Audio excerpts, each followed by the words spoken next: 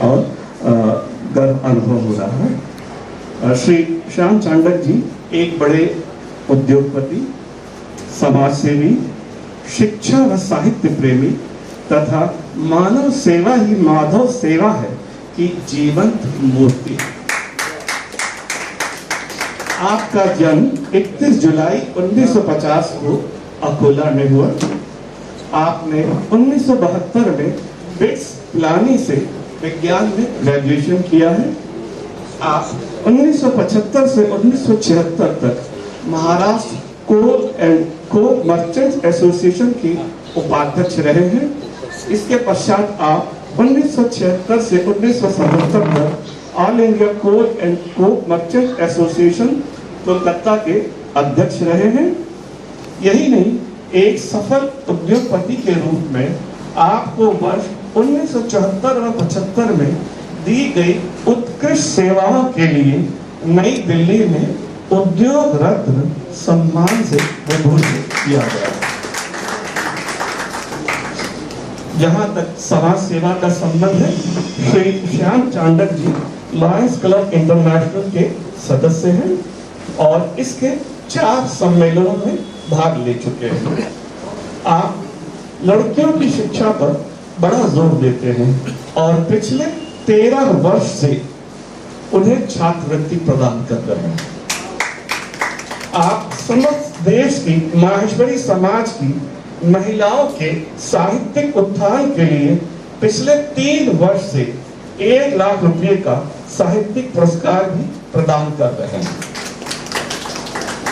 इन दिनों आप अकोला में एक किडनी डायलिसिस सेंटर का संचालन कर रहे हैं, जहां हर माह 1200 से अधिक गरीब व जरूरतमंद लोगों को मुफ्त डायलिसिस की सुविधा प्रदान की जा रही है।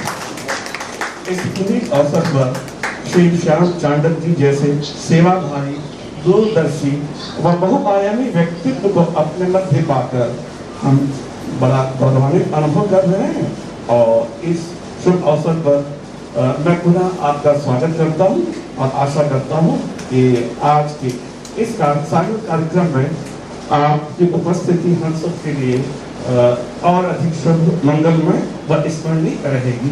धन्यवाद।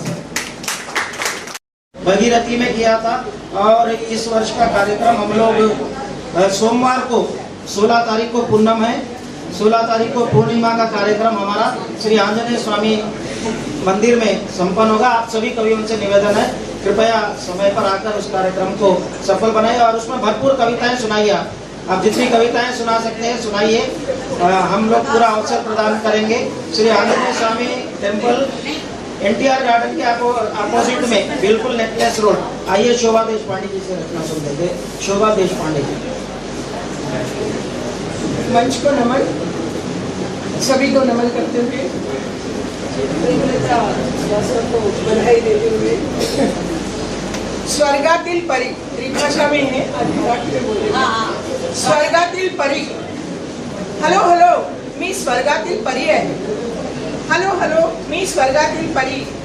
छोटी मुली पृथ्वीवर आले ना बरी, छोटी मुली पृथ्वीवर आहे ना बरी। हॅलो, मी नकोशी झाले हो, आली मी नकोशी झाले हो। त्यांच्या स्वप्नातही जायची चोरी। हॅलो हॅलो, मी स्वर्गातील परी। पूर्वी मी त्यांना न्यायाचे लांब, जिथे सरपायांचे मानेवर सांगितले खांब, जिथे सरपायांच्या मानेवर सांगितले खांब। बघाची टॅक्सी चोरून कोल्हा, बघाची टॅक्सी चोरून कोल्हा। सिंहाला द्यायचे तुरी, हॅलो हॅलो, मी स्वर्गातील परी। हॅलो हो, मी स्वर्गातील परी। थोड़ा बड़ा चलेगा।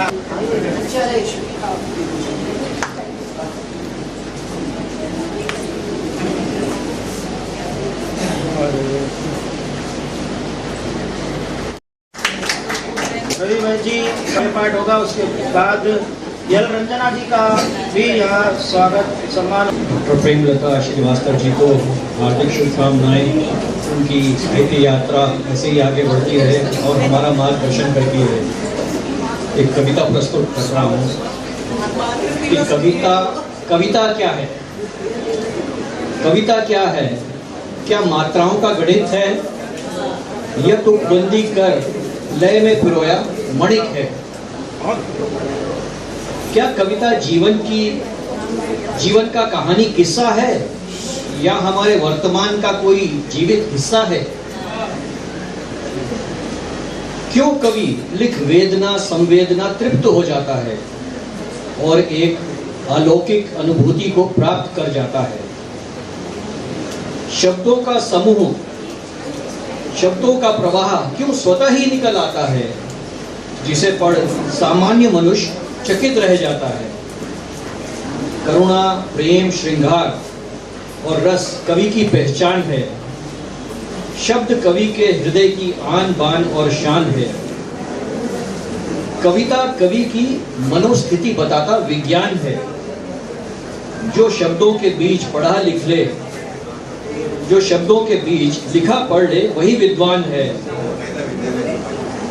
जब भी पढ़ो या सुनो कोई उत्तम कविता, भाव विभोर हो बहने लगे यदि आंखों से सरिता, सोचना किस मनोस्थिति से गुजरा होगा रचयिता। रक्त शब्दों में बहा होगा, रक्त शब्दों में बहा होगा, तब बनी होगी कविता। धन्यवाद। भारती जी आ चुके हैं, हमारे बहुत हिंदी के सक्रिय हिंदी सेवी है। मैं मंच पर उन्हें आमंत्रित कर रहा हूं। हमारे श्रुतिकांत भट्ट, जोरदार तालियों की गूंज में स्वागत कीजिए। श्रुतिकांत भारती सर मंच ताकि सजा रहे। परिचय भी दीजिए। हाँ जरूर दीजिए। बीडीएल में इंजीनियर है हमारे राजेश सिंह वर्मा। किनकी बेटी? नेपाल सिंह वर्मा जी के सुपुत्र है। जोरदार तालियों से आप स्वागत कीजिए।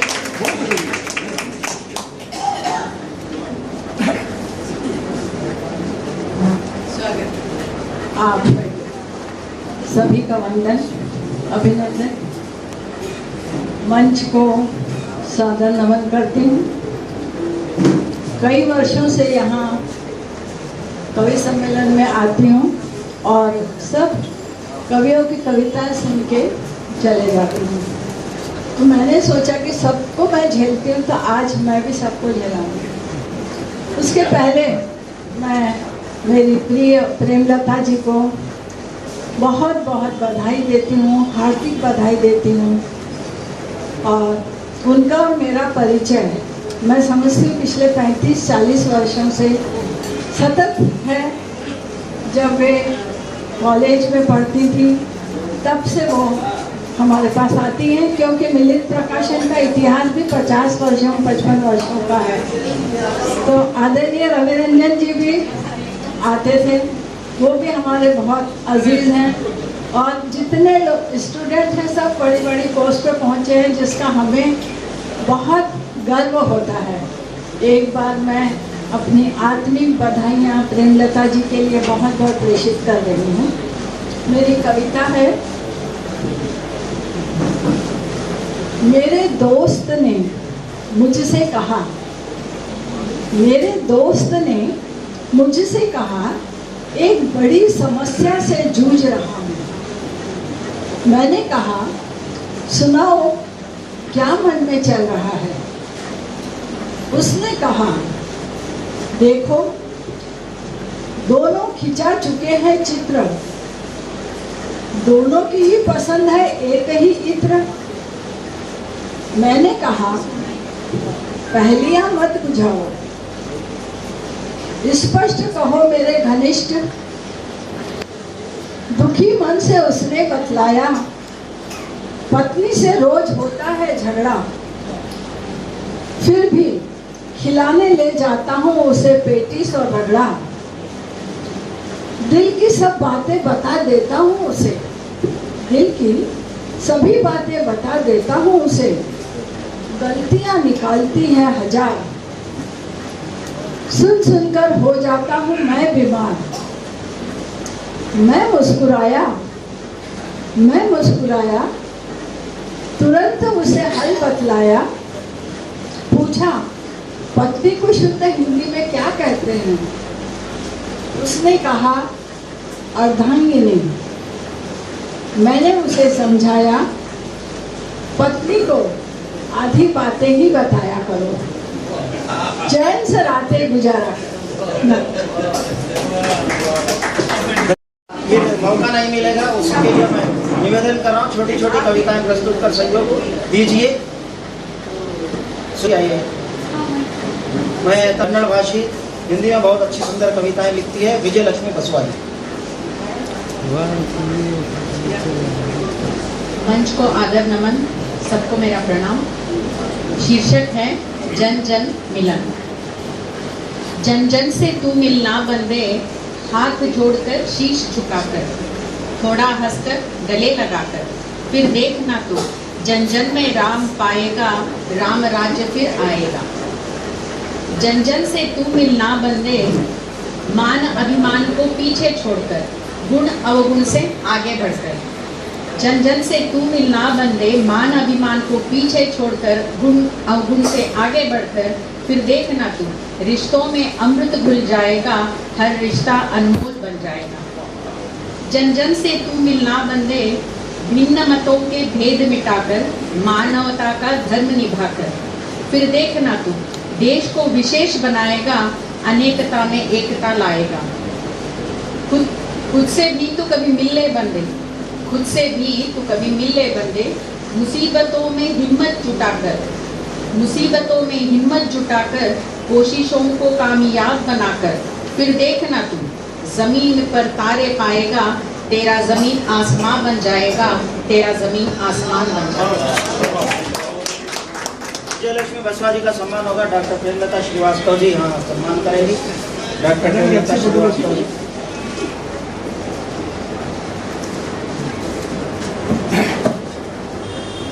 मंच को और उपस्थित सभी लोगों को नमन और हार्दिक अभिवादन। पहले मैं अपनी मित्र, सहेली और अद्भुत लेखिका डॉक्टर प्रेमलता श्रीवास्तव जी का सम्मान करना चाहूंगी। एक शॉल से हार्दिक अभिनंदन मैडम। ये मेरी बहुत बचपन की सहेली है, हम लोग स्कूल में से और मेरी सीनियर है।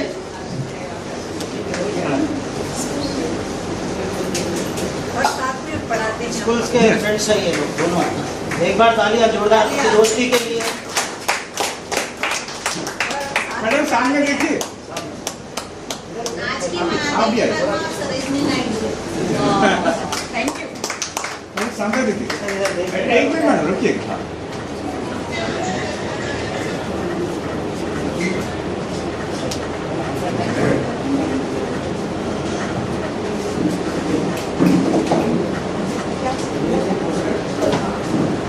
प्रेमलता जी की कहानी संग्रह पर मैं सिर्फ 2 लाइन कहना चाहूंगी।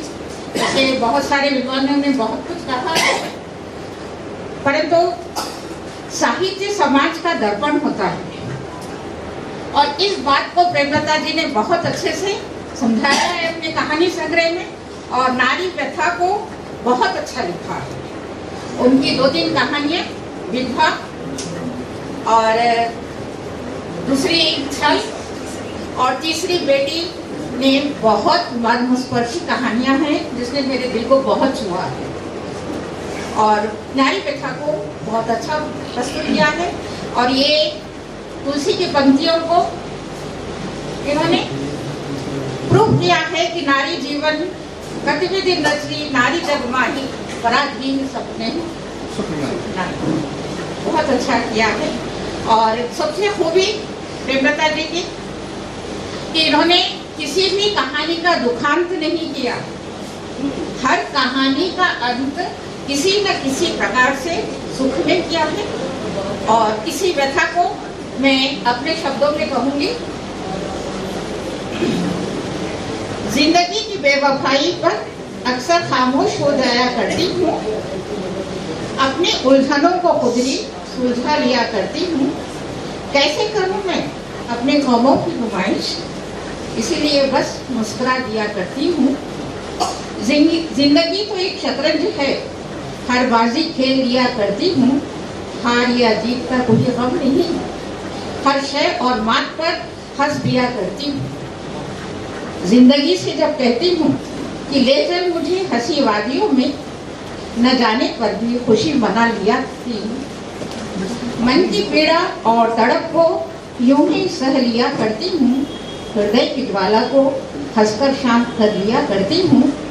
दर्द दास्तां फोटो पर न आए, बस अपनी मुस्कुराहट में छिपा लिया करती हूँ।